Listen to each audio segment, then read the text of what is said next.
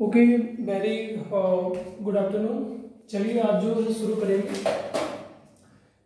सबसे पहले आपको पढ़ना है केश, कारक, और इसी के बीच में आप पढ़ेंगे सब्जेक्ट, SUBJECT। सब्जेक्ट मतलब कि कर्ता। और नेक्स्ट जो आप इसी में पढ़ेंगे वो पढ़ेंगे ऑब्जेक्ट, OBJECT। ऑब्जेक्ट मतलब कि कर्म। और केस कारक पढ़ेंगे, सब्जेक्ट कर्ता पढ़ेंगे, ऑब्जेक्ट कर्म पढ़ेंगे। सबसे पहले मैं आगे की चीजें पढ़ाने के पहले आपको एक बार रिव्यू करवाना चाह रहा हूँ कि आगे आपको क्या क्या पढ़ना है। ध्यान देंगे। केस मतलब कर्ता, सब्जेक्ट, केस मतलब कारक, सब्जेक्ट मतलब कर्ता, ऑब्जेक्ट मतलब कर्म। सबसे पहले मैं केस की चर्चा करूंगा। तो देखिए कि केस कुल मिला के केस, तो there are three types. There are three types of cases. There are three types of cases in English. तीन प्रकार के जो है केस होते हैं, ये जो कारक हैं।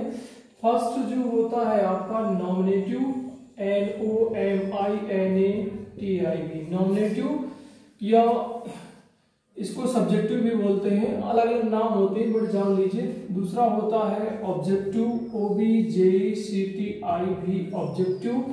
और थर्ड जो होता है वो होता है पजेसिव, POSSESSIVE। देखिए हिंदी में यदि बात की जाए परिवर्तन रूप की, तो नॉमिनेटिव को बोलते हैं आपको कर्ता कारक, इसको कर्ता कारक बोलते हैं। ऑलराइट, इसको कर्म कारक बोलते हैं, कर्म कारक। इसको पजेसिव को संबंध कारक बोलते हैं, संबंध कारक, संबंध कारक। ध्यान दीजिएगा। अभी क्या होते हैं, ये थोड़ी सा नाम है तो हो सकता है कोई कंफ्यूजन हो, तो कोई प्रॉब्लम नहीं, मैं भी बताता हूं कैसे। देखिए एक टेबल बनाई जाएगी तो इन तीनों को इस प्रकार से आप पढ़ सकते हैं। जैसे कि अब तीन प्रकार के तो केस हो गए आपके, तो तीन प्रकार की टेबल बनेगी। तो टेबल यदि मैं बनाना चाहूं तो ऐसे आप बना सकते हो। टेबल आपका सबसे पहले नॉमिनेटिव, NOMINATIVE, नॉमिनेटिव। ऑलराइट, इसके बाद आपका डाल लेंगे ऑब्जेक्टिव, OBJECTIV, ऑब्जेक्टिव। और फिर थर्ड जो होता है आपका वो होता है पजेसिव। ऑलराइट, पजेसिव होगा, पजेसिव, POSSESSIV। पजेसिव में दो प्रकार होते हैं तो ध्यान दे लेंगे। पजेसिव प्रोनाउन भी होते हैं, तो ये जो होंगे प्रोनाउंस होंगे, पजेसिव प्रोनाउंस। ठीक है, ये पजेसिव प्रोनाउंस कहलाएंगे। तो सबसे पहला जो कारक होता है वो होता है आपका, जैसे कि अपन लिखते हैं आई। आई का मतलब क्या होता है, मैं के प्रयोग में तो होता ही है इसका यूज। और मेरा, ठीक है, जैसे बोलते हैं मेरा ये काम है, मेरा ये घर है, ठीक है, या मुझे, ऐसा यदि बोलना है तो सब्जेक्ट के रूप में आई का प्रयोग करते हैं। इसके बाद मी, जैसे बोलते हैं बीच में आता है, ऑब्जेक्टिव का मतलब होता है। और बीच में जो अर्थ होता है इसका ये होता है, उसने मुझे ये दिया, ठीक है, उसने मुझको मारा, उसने मुझको 2 किताबें दी, ठीक है, 2 किताबें दी, किसको, मुझको। तो ये ऑब्जेक्टिव के काम में आता है। पजेसिव क्या कहलाता है, माई, यह मेरी किताब है, तो ये हो जाता है अपना या मेरा, वह मेरा घर है, ठीक है, या मैं अपने घर जा रहा हूँ। मेरा अपना है, अपने, समझ गए ना। इसके बाद देखिए जो प्रोनाउंस इसका होता है वो कहलाता है माइन, कहलाता है MIN, माइन। और इसके बाद देखिए वी, जो बी होता है वो होता है हम, या हमें जाना है, हम जाते हैं, ठीक है। इसके बाद जो बी का ये होता है ऑब्जेक्टिव, वो होता है अस। अस का मतलब होता है हमें, या इसी को बोलते हैं अपन हमको, हमें या हमको बोल देते हैं। इसी तरीके के इसका हो जाता है अवर। अवर मतलब कि होता है हमारा, या ठीक है, हमारा ही ज्यादा, अपना भी बोल सकते हैं। और इसका जो प्रोनाउंस कहलाता है मतलब किसी का फॉर्म है, मैं भी बताऊंगा कुछ जब कभी मौका मिलेगा तो क्या डिफरेंट है। आवर्स हो जाता है। तो दो तो ये हो गए, इनको फर्स्ट पर्सन भी बोलते हैं, ठीक है। सेकेंड पर्सन में केवल यू होता है। यू देखिए इंग्लिश में तू, तुम और आप, इस तरीके से, मतलब कि हिंदी में डिफरेंट डिफरेंट वर्ड है लेकिन इंग्लिश में सभी के लिए यू ही होता है। जैसे कि अपन हिंदी में देखें तो जो हमसे जैसे सब लोग होते हैं तो ज्यादातर जो बच्चे होते हैं वो आप करके बुलाते हैं, आप बुलाते हैं, लेकिन इंग्लिश में ऐसा नहीं है, सभी के लिए यू ही शब्द बोला जाता है। और यू का जो ऑब्जेक्टिव होता है वो भी यू ही होता है। तो वो हो जाएगा आपको, जैसे कि उसने आपको दिया था, उसने आपको 2 किताबें दी थी, उसने तुम्हें, जैसे कि ऐसे तुम से बना है, तुम्हें दिया था या तुमको दिया था। इन सभी का जो मीनिंग है वो यू ही होता है। अब इत्तेफाक से वही फॉर्म है। और यू का जो ये पजेसिव प्रोनाउन होता है वो कहलाता है योर। योर मतलब कि होता है तुम्हारा, ठीक है जी, तुम्हारा या आपका या आपकी या आपका, ये आपकी बुक है, ऑलराइट। और इसका जो हो जाता है प्रोनाउन वो कहलाता है योर्स। इसमें केवल ये आता है दिस इज माइन, ये मेरा है, ये अपना है, ये हमारा है। ज्यादातर जो वर्ड आएंगे वो ऐसे आएंगे, मेरा, हमारा और ये आपका, ठीक है, वह आपका है। तो इस तरीके से हम केस 3 प्रकार से देख लेते हैं, ध्यान दीजिएगा। Okay, thank you. अभी आगे देखेंगे। हाँ देखिए, अब यू के बाद जो आपका आएगा वो आएगा, जैसे कि मैंने लिखा ही मतलब क्या होता है, वह या उसे जाना है, ऑलराइट। उसी के बाद उसको जाना है। तो इन सभी के लिए आप प्रयोग करेंगे क्या, ही के बाद फिर उसी तरीके से हम पढ़ेंगे क्या हो जाएगा, हिम मतलब उसे या उसको, उसे या उसको। और थर्ड जो होता है वो हो जाता है हिज हो जाता है, ये हाँ हिज हो जाएगा, उसकी या इसी को बोलते हैं उसका। और लास्ट जो हो जाएगा इसका हिज ही हो जाता है। तो ये ध्यान देंगे। इसके बाद आता है वर्ड जो स्त्रीलिंग के लिए प्रयोग किया जाता है, मतलब कि गर्ल्स के लिए, मदर्स के लिए, ग्रैंड मदर के लिए सी मतलब भी, वह, इत्तेफाक से सब सेम होते हैं, वह, उसे या इसको बोलते हैं उसको बोलते हैं। इसके बाद जो सी का होता है वो हो जाता है हर। इसमें भी वही सेम चीज होती है क्योंकि वर्ड बस डिफरेंट है, बाकी हिंदी जो मीनिंग है, जो हिंदी शब्दार्थ है वो सेम ही है, उसे, उसको। इसके बाद जो इसका पजेसिव होता है वो हर्ष हो जाता है। इसमें भी सेम होगा, उसकी, ऑब्लिक, यह शीला की बुक है, उसकी ज्यादातर आएगा। इसमें फिर हर्ष आ जाएगा। और इसके बाद देखिए ये थर्ड पर्सन के अंतर्गत आ जाते हैं। लास्ट जो एक मोर देन वन होता है वो दे का प्रयोग होता है। और दे मतलब क्या होता है, वे, और वे या ऐसा भी बोलते हैं कि उनको जाना है, ठीक है, या इन्हीं को बोलते हैं उन्हें जाना है। नोट कीजिएगा, उन्हें जाना है। तो दे का जो ऑब्जेक्टिव केस होगा वो क्या हो जाएगा, देम मतलब कि उनको, या बस ज्यादातर उनको ही आएगा। और इसका जो हो जाएगा, सही चल रहा है ना, ऑब्जेक्टिव पोजीशन, हाँ। और यहाँ पे हो जाएगा देयर मतलब जैसे बोलते हैं ना उनकी किताबें, उनकी, तो ज्यादातर ये शब्द आएगा। और जो पजेसिव वो प्रोनाउन हो जाएगा वो कहलाएगा देयर्स मतलब कि उनकी केवल आएगा, ये बुकें उनकी हैं। ध्यान दीजिएगा, हर्ष मतलब उसकी, और ये जेंडर पुलिंग के लिए यूज होता है, उसका, ये या उसकी या उसका, जो भी व्हाटएवर एक शब्द आएगा कुल मिला के। इसके बाद देखिए ध्यान दीजिएगा, ही, सी, एक शब्द होता है इट।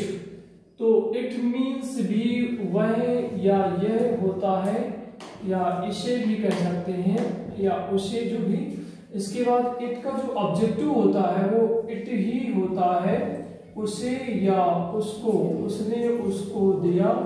ऑलराइट। और इसके बाद जो आपका पॉजिटिव हो जाएगा वो होता है इट्स, और इसमें ना लिखे तो कोई बात नहीं, क्योंकि ऐसा कोई सेंटेंस ही नहीं बोलते जहां पे इसको सिंगल केवल इट को लिखना पड़े। तो इस प्रकार से आपने देखा कि ही, सी, दे, इट, ये इस प्रकार से अगर किसी का नाम ले लिया जाए, मान लीजिए कि मैंने ले लिया अमन, अमन ले लिया, तो यहाँ पे जो आ जाएगा तो अमन को जाना है, अमन को किताब पढ़ना है, अमन या अमन जाता है, समझिएगा, अमन जाता है, अमन मार्केट जाता है। और अमन का ऑब्जेक्टिव जो हो जाएगा, तो जैसे मैंने कहा मैंने अमन को पढ़ाया, अमन को पढ़ाया, इस तरीके से भी आ जाएगा। ठीक है, उसने अमन को दिया। और जो पॉजिटिव होता है वो कहलाता है अमन्स, अमन का, अमन की। ठीक है, अमन की, अमन की, अमन की, ध्यान दीजिएगा। इसके बाद फिर प्रश्न उठता है अमन्स की बाद, ये इसमें भी पॉजिटिव नहीं आता है, इसमें कोई जरूरत नहीं होती, नो नीड कह सकते हो दिस इज अमन, ऐसा नहीं बोलते हैं ज्यादातर। इस प्रकार से आपके ये केस 3 प्रकार के होते हैं, यही सब्जेक्ट के रूप में काम करते हैं। फिर और भी आप केस लिख सकते हो, और लिखना हो तो जैसे कि आप इन्हीं से बना के लिख सकते हो, जैसे मैंने लिखा दैट बॉय, ठीक है, वह लड़का, ये सब्जेक्टिव भी काम, सब्जेक्टिव केस के रूप में काम करता है, वह लड़का। ठीक है, दैट का प्रयोग कर लेते हैं, वह लड़का एक अलग चीज है, बाद में समझाएंगे हम, वह लड़का। अब इसका कोई ऑब्जेक्टिव कहे तो ऑब्जेक्टिव क्या आएगा, इसका ऑब्जेक्टिव हिम ही हो जाएगा। ठीक है, बॉय की बात कर रहा है, हिम हो जाएगा, और जो पॉजिटिव हो जाएगा वो हिज हो जाएगा, और अगर इसके रूप में काम करते हैं तो हिज ही हो जाएगा। फिर इसके बाद इसी से उठता है, जैसे मैंने कहा वह लड़की, ध्यान दीजिएगा एक अलग चीज है, जैसे मैंने कहा वह लड़की, तो इसका भी क्या हो जाएगा, that, sorry that girl, that girl, that girl को क्या बोलेंगे अपन, सब्जेक्ट तो ये हो जाए, ऑब्जेक्ट के रूप में दर्शाना चाहेंगे तो अपन इसको भी हर ही बोलेंगे। और इसके अलावा इसका जो हो जाएगा हर, ठीक है, हर हो सॉरी यहाँ पे हर है, और यहाँ भी हर हो जाएगा, और ये जो लास्ट है वो क्या हो जाएगा, हर्ष हो जाएगा। लिसन, इसके बाद जैसे कि और भी कुछ लिख सकते हैं, जैसे मैंने लिखा दैट मैन। अब यहाँ पे मैन जो है वो क्या है, ही है, तो ही का ऑब्जेक्टिव केस क्या होगा, हिम होगा, और हिम का जो पॉजिटिव होगा वो क्या हो जाएगा आपका हिज, और इसको भी हिज, ठीक है, हिज बुक, और हिज का हिज तो होता ही है, तो आप ध्यान दे लेंगे। ठीक है, देखिए तो आपने अभी केस पूरे पढ़ लिए। ठीक है, इसके बाद अपन चलते हैं सब्जेक्ट पे। हमने केस के बाद इसमें लिखा है सब्जेक्ट, सब्जेक्ट SUBJECT, सब्जेक्ट्स। देखिए सब्जेक्ट मतलब क्या होता है, कर्ता। मैं डिफिनेशन नहीं लिखूंगा, केवल आपको समझाने का प्रयास कर रहा हूं, ताकि आप जो वर्ड है नए नए उनसे आप परिचित हो जाएं और आपको प्रॉब्लम्स ना हो। डिफिनेशन वगैरह ये जो आपको सेकंड स्टैंडर्ड इंग्लिश पढ़ेंगे, जब आप थोड़ी बहुत मतलब जानकारी, ये मैं थर्ड पास पढ़ा रहा हूँ ताकि आपको थोड़ा बहुत नॉलेज हो, इसके बाद अपन पढ़ेंगे। तो देखिए जो सब्जेक्ट होते हैं, अभी जो मैंने आपको केस पढ़ाए हैं वो सारे सब्जेक्ट के रूप में ही काम करते हैं। दूसरे सब्जेक्ट क्या है, आपको सब्जेक्ट मैंने पढ़ाया, देखिए ये सब्जेक्ट ही है, जैसे मैंने अभी अभी लिखा आपका ही हो गया, सी हो गया, इट हो गया, आपका दे हो गया, आपका यू हो गया, आपका वी हो गया, और आपका आई हो गया। These are subject, these are subject, ये सब क्या है, सब्जेक्ट। और इसके अलावा भी सब्जेक्ट यूज कर लेते हैं, जैसे मैंने बोला दैट बॉय, ठीक है, मैंने बोला दैट बॉय, फिर मैंने बोला दैट गर्ल, ये सारे सब्जेक्ट है आपका। फिर प्रश्न उठता है कि ये आई और बी क्या है, ये दोनों को फर्स्ट पर्सन बोल देते हैं, अभी बताऊंगा, बस इतना बार जान लीजिए कि फर्स्ट पर्सन ये प्रोनाउन के अंतर्गत आते हैं। प्रोनाउन छोटा सा नहीं होता, बहुत बड़ा होता है। सेकंड पर्सन में केवल ये यू आ जाता है, ये सेकंड पर्सन कहलाता है, सेकंड पर्सन, ठीक है, सेकंड पर्सन कहलाता है। और इनके बाद ये जो इसके अलावा जो भी सब्जेक्ट होते हैं वो थर्ड पर्सन के अंतर्गत आ जाते हैं, थर्ड पर्सन, PRSON। देखिए संस्कृत में भी आप पढ़ते हैं उत्तम पुरुष, मध्यम पुरुष और अन्य पुरुष, इसी तरीके से इसको अगर आप ट्रांसलेशन करें हिंदी में तो प्रथम पुरुष कहलाएगा, प्रथम पुरुष, और सेकंड पुरुष, द्वितीय पुरुष, मध्यम पुरुष या तीसरा पुरुष, जो भी ऐसा आप कुछ ट्रांसलेट कर सकते हो। देखिए अब देखिए प्रश्न उठता है कि हम कैसे याद रखें कि फर्स्ट पर्सन है। तो देखिए जब हम बोलते हैं तो ये तो मैं करके बोलते हैं, और इंडियन लैंग्वेज में यदि देखा जाए तो हम अपने आप को भी थोड़ा मतलब जैसे हम बोलते हैं, हम करके बोलते हैं। तो हमारे यहाँ इंडिया में बोलते हैं कि मैं ना करो, तो फिर आदमी अकेले के लिए तो मैं ही यूज किया जाता है, लेकिन वो मैं के स्थान पे क्या बोलने लगता है, हम बोलने लगता है, हम ऐसा करते हैं, जबकि वो करता तो वही है ना। इसलिए तो आई के स्थान पे वी यूज करने लगता। तो ये दोनों वर्ड ही केवल सिंगल व्यक्ति के लिए बोले जाते हैं, आई और वी, इसलिए फर्स्ट पर्सन कहलाते हैं। और यू कहलाएगा सेकंड पर्सन क्यों कहलाएगा, क्योंकि ये जब आप दूसरे व्यक्ति से बात करते हैं तो वो सेकंड पर्सन कहलाता है। ठीक है, अब जो मैं बात कर रहा हूं सामने, आपके सामने बात कर रहा हूं, आपसे बात कर रहा हूं, ठीक है। अब मैं किसकी बात कर रहा हूँ, वह की बात कर रहा हूँ, सी की बात कर रहा हूँ, इट की बात कर रहा हूँ। दे मतलब वह नहीं आया है। देखिए वह के अंतर्गत किसी नाम को भी पुकार सकता हूँ, किसी का नाम ले सकता हूँ। जैसे मैंने कहा कि रूपाली क्यों नहीं आई है, ऑलराइट, मैंने कहा रूपाली क्यों नहीं आई है, मैंने कहा आदर्श क्यों नहीं आया है। तो ये मैं किससे पूछ रहा हूँ, कोई मेरे सामने बैठा हुआ है, अभी आप बैठे हुए हैं, और मैं किसकी बात कर रहा हूँ, यू, मैं बात कर रहा हूँ, आई बात कर रहा है। देखिए ध्यान दीजिएगा, आई बात कर रहा है, आई किससे बात कर रहा है, यू से बात कर रहा है। यू किसके बारे में बात कर रहा है, एक लड़का है जिसका नाम रूपाली है, और एक और लड़की है, सॉरी, और एक लड़का है जिसका नाम आदित्य है। ठीक है, आदित्य ये इससे बात कर रहा है। आदित्य कई प्रकार से लिखते हैं, देखिए कंफ्यूज मत होइएगा, अलग अलग चीजें हैं, कोई ऐसे भी लिखता है DITY। तो एक लड़की है रूपाली, और भी नाम ले लो, जैसे कि आप ले लो कनक। ठीक है, ये लड़कियां, अब मैं ये व्यक्ति बात कर रहा है, ठीक है। अब इसको शोभा नहीं देता है तो वी करके बोल रहा है, लेकिन यू के लिए तो एक ही वर्ड होता है। ध्यान दीजिए, आई यू से बोलेगा, बीबी यू से बोलेगा, रूपाली, आदित्य, इन सबके बारे में बात कर रहा है, या इनके जगह। देखिए और बेहतर चीज जान लीजिए, अब मैं और एक चीज जानूंगा कि जैसे कि मैं कनक की जगह यूज करूंगा तो सी वर्ड यूज करूंगा, रूपाली की जगह यूज करूंगा सी वर्ड यूज करूंगा। अब इसके बाद में आदित्य के लिए यूज करूंगा तो आदित्य के लिए क्या यूज करूंगा, उसके लिए ही वर्ड यूज करूंगा। और आदित्य 2 बार लेके, हालांकि इन सभी के लिए क्या यूज होगा, इन सभी के लिए वर्ड यूज होगा दे। दे मतलब क्या होता है, इसको बोलते हैं दे, और दे मीन्स होता है वे। तो आप समझ रहे होंगे कि इस प्रकार से 3 प्रकार के पर्सन होते हैं। ध्यान दीजिएगा, फर्स्ट पर्सन, सेकंड पर्सन और थर्ड पर्सन, ये सब्जेक्ट की वैरायटी है, ध्यान दीजिएगा। तो ये सब्जेक्ट करता है अभी, क्योंकि मैं जब पढ़ाऊंगा टेंस आपको पढ़ाऊंगा तो उसमें बोलूंगा फर्स्ट पर्सन क्या है, सेकंड पर्सन क्या है, थर्ड पर्सन क्या है। तो प्लीज इतनी बात ध्यान दे लें कि जो स्वयं के लिए प्रयोग किए जाते हैं बोलने के लिए, वो फर्स्ट पर्सन के अंतर्गत आते हैं, जिनको बोलते हैं आई और बी। सेकंड पर्सन क्या होता है, केवल यू आता है सेकंड पर्सन में। और थर्ड पर्सन क्या कहलाते हैं, जिनके बारे में मैं बात कर रहा हूं आपसे और उन व्यक्तियों के बारे में। तो उनको वो कौन से व्यक्ति हैं, ही, सी, इट, दे। अभी भी मैंने सब्जेक्ट के बारे में चर्चा की थी कि कौन। अब देखिए जैसे ही मतलब किसी भी आदमी के लिए, दादा के लिए, दादी के लिए, सभी के लिए प्रयोग करते हैं, ही का प्रयोग करते हैं। सी मदर के लिए प्रयोग करते हैं, और गर्ल्स के लिए प्रयोग करते हैं। एक निर्जीव वस्तु के लिए प्रयोग करते हैं। जब ये मोर देन 1 हो जाता है तो दे का प्रयोग करते हैं।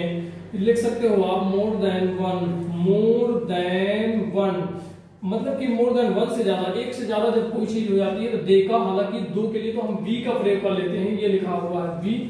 फॉर 2 आप लिख सकते हो फॉर 2, ध्यान दीजिएगा, फॉर 2 के लिए आप बी का प्रयोग कर लेते हो। बी मतलब क्योंकि होता है हम से आशय होता है हम दोनों, इसको बोलते हैं हम दोनों भी बोल सकते हो। ठीक है, तो मेरे ख्याल से ये चीजें आपको समझ में आ रही होंगी। इस प्रकार से आपके 3 प्रकार के पर्सन होते हैं, फर्स्ट पर्सन, सेकंड पर्सन और थर्ड पर्सन। ये सब्जेक्ट के अंतर्गत ही आते हैं, आई और बी। फिर यू सेकंड पर्सन कहलाता है, और थर्ड पर्सन के अंतर्गत वो व्यक्ति जिनके बारे में हम चर्चा कर रहे हैं। इस प्रकार से हाँ, केस के बाद आपको सब्जेक्ट मैंने पढ़ाया। अब थोड़ा सा चर्चा करेंगे ब्रीफ, ऑब्जेक्ट क्या होता है। ऑब्जेक्ट के बारे में सेंटेंस के थ्रू समझने का प्रयास करेंगे, क्योंकि बिना सेंटेंस के हम समझ नहीं पाएंगे। तो देखते हैं अब ऑब्जेक्ट के बारे में। देखिए अब हम जो चर्चा करने वाले हैं वो ऑब्जेक्ट की चर्चा करने वाले हैं। ऑब्जेक्ट क्या होता है, कर्म। ध्यान दीजिएगा, कर्म, इसको बहुत ही स्पेशली ध्यान देंगे, क्योंकि आपको कर्म जो आपको पढ़ना है, आप टेंसेस, वॉइस, वॉइस और नरेशन, इनमें बहुत ज्यादा आपको काम आएगा, टेंस, वॉइस और नरेशन में।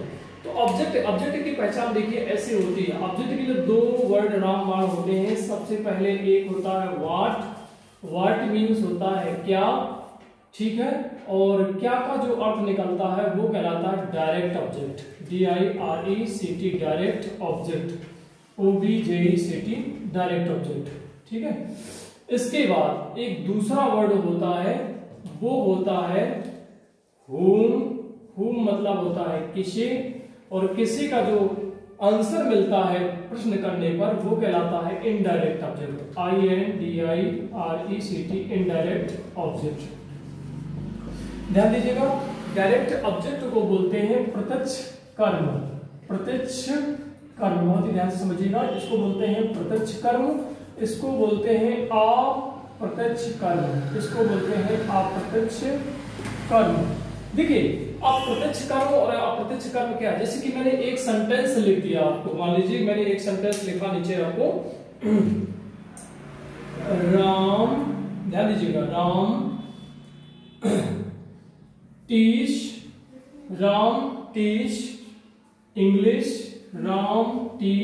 इंग्लिश टू चिल्ड्रन या टू स्टूडेंट्स। ऑलराइट, इसका हिंदी में अनुवाद करें तो होता है, ये प्रेजेंट इंडेफिनिट है, राम क्या पढ़ाता है, इंग्लिश, राम बच्चों को अंग्रेजी पढ़ाता है या छात्रों को अंग्रेजी पढ़ाता है, राम छात्रों को अंग्रेजी पढ़ाता है। ध्यान से समझिएगा, राम छात्रों को अंग्रेजी पढ़ाता है। लिसन केयरफुली, अब ध्यान दीजिए, अब मैंने सेंटेंस में यदि प्रश्न पूछा क्या से, व्हाट क्या पढ़ाता है, देखिए ध्यान दीजिए, मैंने कहा क्या पढ़ाता है, मैंने लिखा क्या पढ़ाता है, तो आंसर आएगा आपको क्या पढ़ाने के बदले में इंग्लिश पढ़ाता है। तो इंग्लिश आपका कौन सा ऑब्जेक्ट हो गया, आपको आंसर किस चीज से मिला, जब आपने प्रश्न किया किससे, व्हाट से, आपने व्हाट लगाया, और फिर इसी में मैंने दोबारा प्रश्न किया किसको पढ़ाता है, ध्यान दीजिएगा, किसको पढ़ाता है, तो आंसर आएगा किसको पढ़ाता है, स्टूडेंट्स, किसको पढ़ाता है, स्टूडेंट्स, क्या पढ़ाता है, इंग्लिश पढ़ाता है, किसको पढ़ाता है, इंग्लिश, स्टूडेंट्स को पढ़ाता है और इंग्लिश पढ़ा रहा है। तो देखिए ध्यान दीजिएगा, एक कहलाया डायरेक्ट ऑब्जेक्ट, तो डायरेक्ट ऑब्जेक्ट कौन सा कहलाया, इंग्लिश, ये इंग्लिश जो हो गई आपकी डायरेक्ट ऑब्जेक्ट के अंतर्गत, और इनडायरेक्ट ऑब्जेक्ट क्या हो गई, इनडायरेक्ट IO मतलब इनडायरेक्ट ऑब्जेक्ट, डायरेक्ट ऑब्जेक्ट मतलब DO, ठीक है। ये क्या पढ़ाता है, इंग्लिश पढ़ाता है, किसको पढ़ाता है, स्टूडेंट को पढ़ाता है। इस प्रकार से दो प्रकार से कर्म होते हैं। जब भी कोई सेंटेंस आपका मिले तो आप पहला प्रश्न करें क्या से और दूसरा प्रश्न करें किसे। अगर आपको इन दोनों वर्डों का आंसर मिल जाता है तो आप समझिए कि ये ऑब्जेक्ट है। यदि इन दो वर्डों का आंसर सेंटेंस में नहीं मिलता है तो इसका मतलब है कि उस सेंटेंस में कोई भी ऑब्जेक्ट नहीं है। मैं कुछ और अभी आगे समझाने का प्रयास करूंगा। तो इस प्रकार से दो प्रकार के ऑब्जेक्ट होते हैं, आपका डायरेक्ट ऑब्जेक्ट जिसको प्रत्यक्ष कर्म बोलते हैं, और हूम मतलब इनडायरेक्ट ऑब्जेक्ट अप्रत्यक्ष कर्म। कहने का तात्पर्य है कि अगर व्हाट का आंसर मिले तो वहां पे जो उत्तर मिलेगा डायरेक्ट ऑब्जेक्ट कहलाएगा, हूम से जो आंसर मिलेगा वो कहलाएगा इनडायरेक्ट ऑब्जेक्ट। जैसे सेंटेंस में देखिए, राम टीच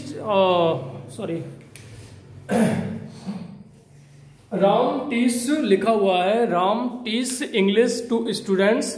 तो राम छात्रों को अंग्रेजी पढ़ाता है, तो क्या पढ़ाता है, इंग्लिश पढ़ाता है।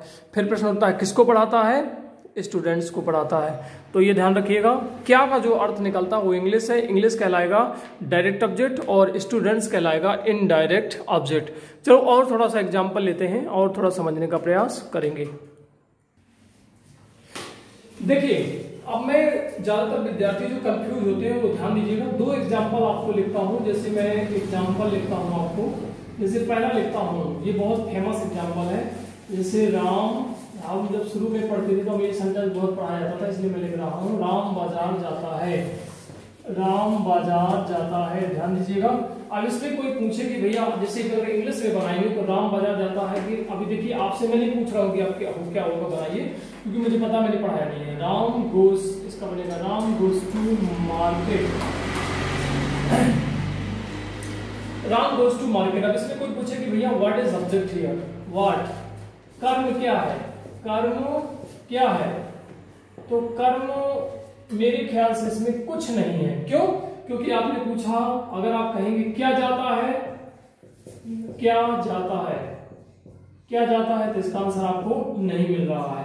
मिल रहा है क्या? कुछ नहीं मिल रहा, नथिंग। फिर किसे जाता है, इसका भी आंसर नहीं मिल रहा है। इसका मतलब है कि इस सेंटेंस में ऑब्जेक्ट नहीं है। इसका क्या मतलब है? नोट आप लिख सकते हो, note there is no object, there is no object. इसका मतलब है कि इस वाक्य में कोई भी कर्म नहीं है। इस वाक्य में कर्म नहीं है। देखिए ग्रामर बहुत बड़ी है, अतुल्य है, और इसका कोई सार नहीं है। समझाने के कई तरीके हैं, लेकिन जो मैं अभी पढ़ा रहा हूँ वो चीजें विद्यार्थी को आनी चाहिए, तब तो वो किताब की सहायता से भी पढ़ सकता है और फ्यूचर में समझने के लायक भी बन सकता है। लेकिन अगर ये चीजें नहीं आती हैं और डायरेक्टली कुछ और पढ़ने का प्रयास करता है तो बड़ा मुश्किल होगा। एक सेंटेंस मैं और लिखता हूँ, जैसे मैंने लिखा मछली तैरती है। चलिए मैंने लिखा मछली तालाब में तैरती है। मछली तालाब में तैरती है। अब मैं किसी से पूछूंगा कि ऑब्जेक्ट क्या है, तो ज्यादातर लोग बताएंगे क्या है ऑब्जेक्ट, तालाब कह देंगे, कुछ और कह देंगे, ठीक है। फिश और स्विम्स इन द पॉन्ड, ठीक है। अब क्या है इसमें ऑब्जेक्ट, क्या है ऑब्जेक्ट? ना तो डायरेक्ट ऑब्जेक्ट है ना इनडायरेक्ट ऑब्जेक्ट। ऑब्जेक्ट क्या है इसमें? कर्म। क्या है? कर्म। अब इसमें क्या से प्रश्न किया जाए कि मछली तैरती है, क्या तैरती है, इसका आंसर मिलेगा क्या? नहीं मिलेगा। फिर मैं पूछता हूं किसे तैरती है, इसका आंसर मिलेगा क्या? नहीं मिलेगा। तो इसमें भी ऑब्जेक्ट नहीं है, ऑब्जेक्ट नहीं है। तो फिर देखिए मैं मोटा हिसाब आपको बता दूं कि ऑब्जेक्ट होते क्या है। अभी मैंने आपको केस में पढ़ाया है कि जो बीच में काम करते हैं, जैसे कि आई का जो ऑब्जेक्ट होता है मी के रूप में, ये कुछ ऑब्जेक्ट है, सम ऑब्जेक्ट आप इनको याद कर लीजिए। सम ऑब्जेक्ट्स जो मैंने आपको अभी पढ़ाए थे केस में, तो मी एक ऑब्जेक्ट के रूप में काम करता है। हेलो, मी काम के सब्जेक्ट के ऑब्जेक्ट के रूप में काम करता है। फिर आपका अस होता है, फिर आपका ही का देखा जाए तो आपका हिम हो जाता है।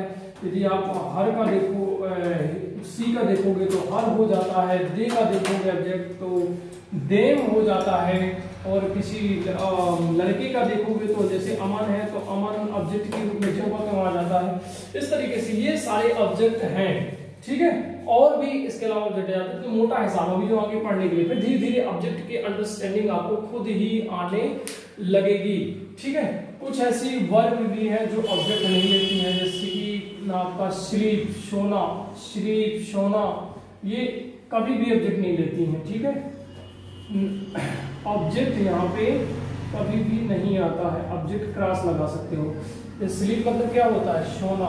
वह सोता है, क्या सोता है पता नहीं। वह रोता है, क्या रोता है पता नहीं। ऑलराइट, ध्यान दीजिएगा।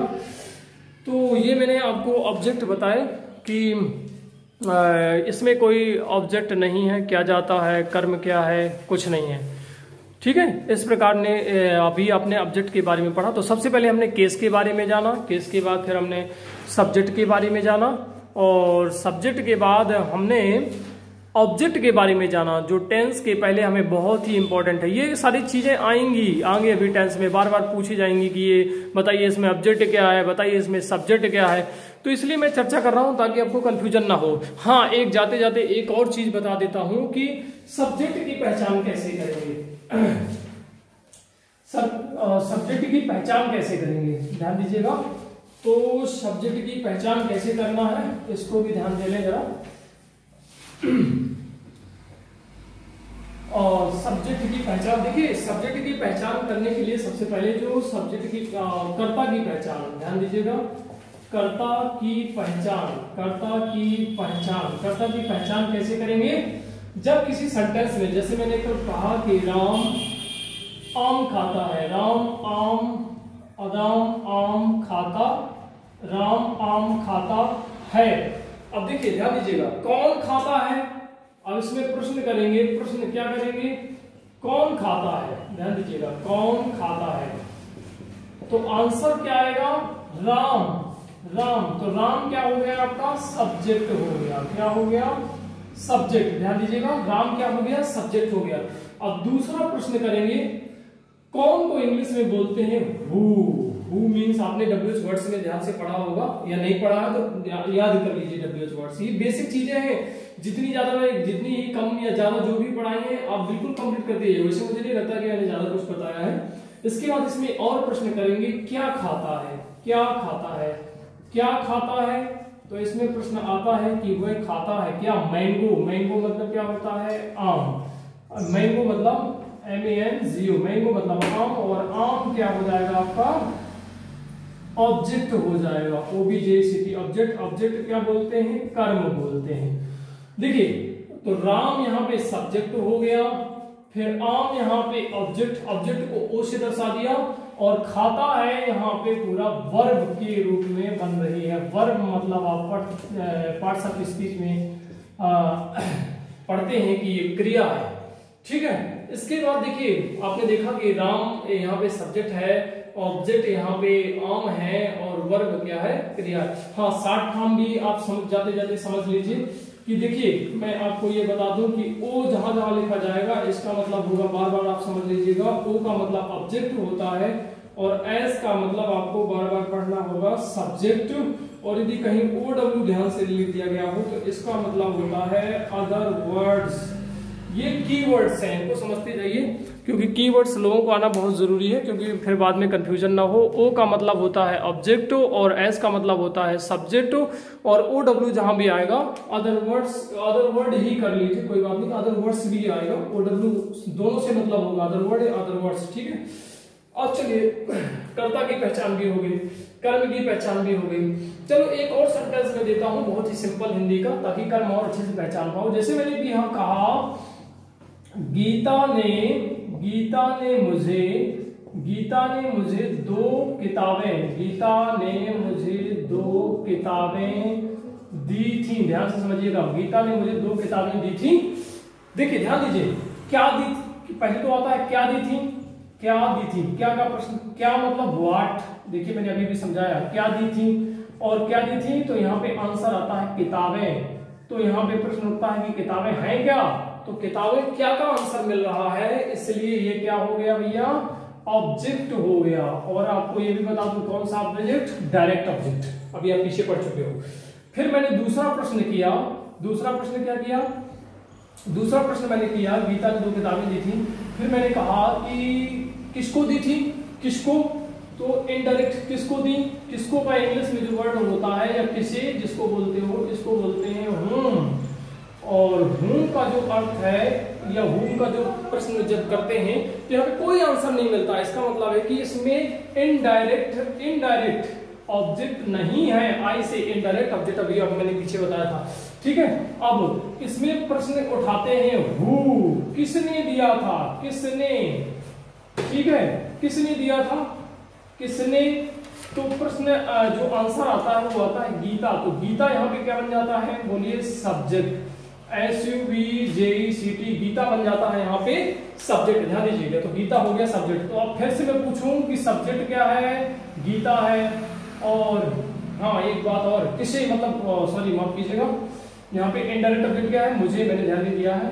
गीता ने मुझे 2 किताबें दी थी, तो क्या दी थी, किताबें, ठीक है, 2 किताबें, तो डायरेक्ट ऑब्जेक्ट हो गया।